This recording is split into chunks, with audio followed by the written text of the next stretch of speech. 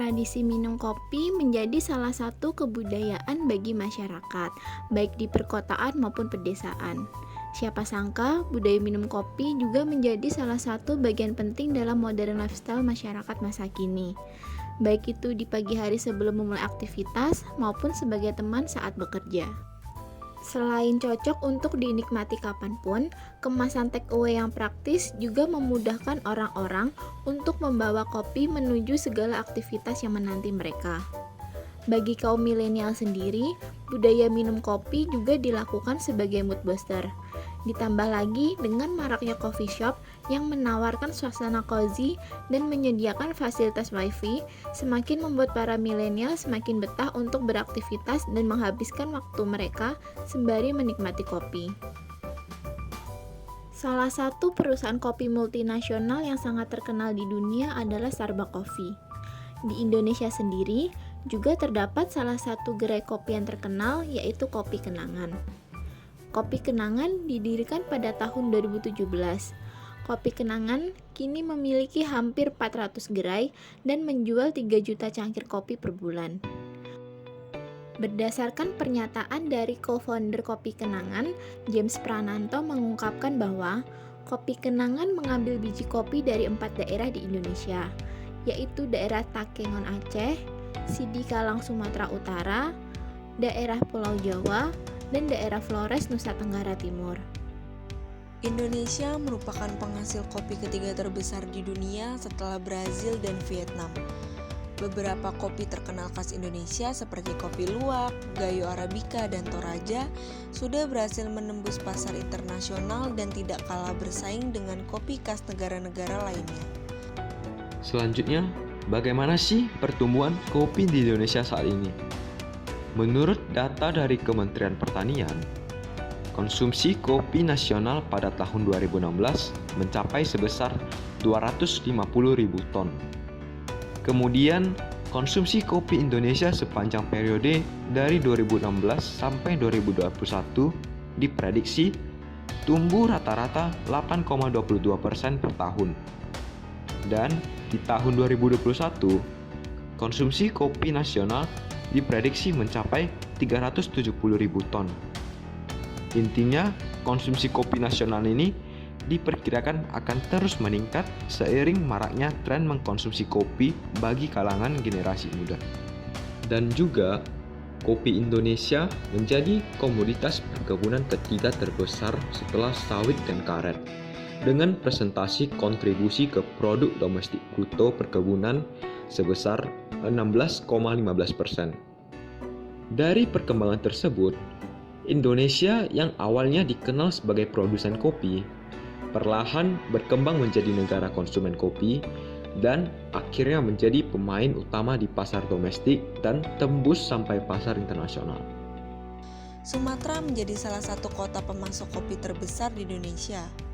Kopi Sumatera menjadi kopi yang banyak digemari oleh masyarakat Indonesia maupun luar negeri. Salah satu wilayah yang menyumbang pasokan kopi di Sumatera adalah Kabupaten Dairi. Kopi ini dikenal dengan sebutan kopi Sidikalang untuk menyatakan identitas wilayah karena ibu kota dari Kabupaten Dairi sendiri adalah Sidikalang. Berikut beberapa potensi dari kopi Sidikalang itu sendiri, yaitu yang pertama, daerah wilayah kopi Sidikalang itu berada di Bukit Barisan dengan ketinggian 1.500 meter di atas permukaan laut. Kombinasi kawasan yang sejuk, dingin, dan tanah yang subur sehingga dapat menciptakan salah satu kopi terbaik di Nusantara. Kedua, produk unggulan dari Sidikalang yaitu kopi Robustanya, yang memiliki aroma dan rasa yang mirip dengan Robusta di negara lain dengan cita rasa yang mirip coklat dan sedikit manis. Namun, wangi yang dihasilkan Robusta Sidikalang ini tidak terlalu tajam. Ketiga, cita rasa yang dimiliki menghasilkan tingkat keasaman yang rendah, sehingga cocok bagi mereka yang memiliki masalah lambung atau penyakit MAG tapi tetap ingin minum kopi setiap hari. Keempat, kopi Sidikalang memiliki long aftertaste, yang artinya kenikmatan rasa kopinya itu tidak langsung hilang begitu saja setelah meminumnya. Dan yang terakhir yaitu kopi Sidikalang ini digunakan oleh salah satu brand food and beverage terbesar di Indonesia, yaitu Kopi Kenangan. Yang artinya kopi Sidikalang ini sudah pasti memiliki rasa dan kualitas yang baik, sehingga Kopi Kenangan ini ingin memakai biji kopi tersebut. Selain dari Indonesia sendiri, peminat kopi khas Indonesia juga banyak berasal dari masyarakat mancanegara. Menurut data dari Badan Pusat Statistik pada tahun 2021, Amerika Serikat menduduki peringkat pertama sebagai negara langganan tujuan ekspor kopi Indonesia, dengan Jepang dan Malaysia menduduki posisi kedua dan ketiganya. Tidak hanya itu, laporan statistik Indonesia juga menunjukkan bahwa volume dan nilai ekspor secara keseluruhan kopi Indonesia tercatat naik sekitar 1,21% pada 2021 dibandingkan dengan tahun sebelumnya. Bahkan berdasarkan lampiran data statistik BPS, ekspor kopi Indonesia ke Mesir pada periode Januari hingga November 2021 mencapai 79,2 juta US dollar atau setara sekitar 1,1 triliun rupiah. Angka ini dinilai meningkat drastis sebesar 57,79% dibandingkan pada periode yang sama pada tahun sebelumnya. Dengan demikian, perkembangan ekspor kopi Indonesia dari tahun ke tahun menunjukkan tren positif. Sedangkan untuk ekspor kopi asal Sumatera Utara sendiri sudah menembus angka 40,19 juta US dollar.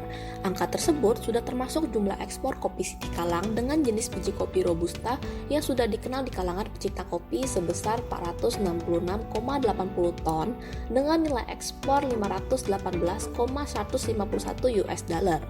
Walau jumlah total ekspor kopi asal Sumatera Utara masih didominasi oleh jenis biji kopi Arabica, nyatanya permintaan akan biji kopi Robusta juga masih tetap terus ada.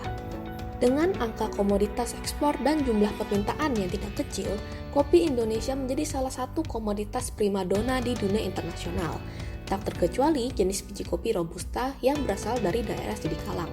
Untuk itu, perlu dilakukan upaya serta strategi efektif agar dapat terjaga kualitas serta distribusi rantai pasoknya, karena komoditas ini memiliki potensi yang cukup besar untuk tetap terus menembus pasar internasional hingga lebih jauh lagi.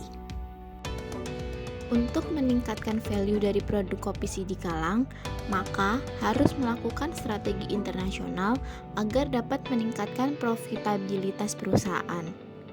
Beberapa strategi internasional yang dapat dilakukan diantaranya: yang pertama, sharing ekonomi. Dengan menggunakan strategi sharing ekonomi, maka perusahaan tidak memerlukan biaya awal untuk memasarkan produknya. Selain itu, dengan strategi ini memungkinkan pelanggan memiliki lebih banyak pilihan dan bahkan lebih punya decision making power. Contoh dari sharing ekonomi adalah situs Amazon dan Alibaba. Amazon dan Alibaba merupakan e-commerce terbesar di dunia yang memiliki pelanggan dari seluruh dunia.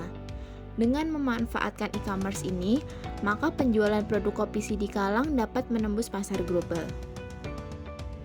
Selain menggunakan strategi sharing ekonomi, juga dapat menggunakan strategi positioning untuk mendukung pemasaran produk kopi Sidikalang ke pasar global.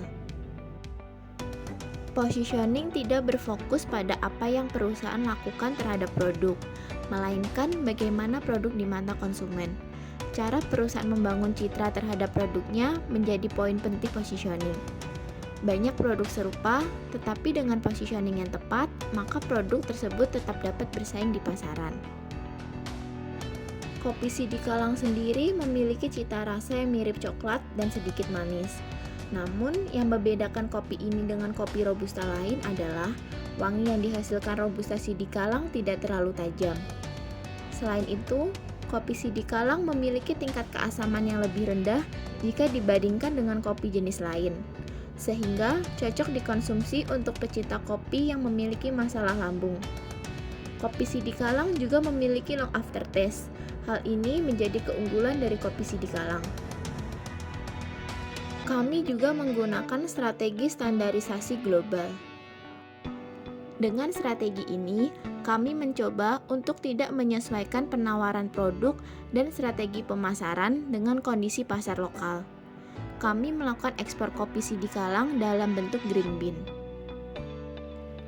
Alasan dibalik hal ini adalah karena kopi dalam bentuk green bean memiliki sifat yang lebih stabil dan lebih tahan lama daripada kopi sangrai. Setelah kopi disangrai dengan suhu yang tinggi, maka dapat memunculkan rasa yang tidak diinginkan dan kopi akan cepat kehilangan kesegarannya. Ekspor dalam bentuk green bean juga memudahkan dalam jaminan kualitas bahwa kopi yang diekspor tidak dicampur dengan kopi kualitas buruk. Kondisi ini berbeda dengan pasar lokal yang dimana masyarakat lebih menyukai kopi dalam bentuk kopi sangrai ataupun kopi bubuk.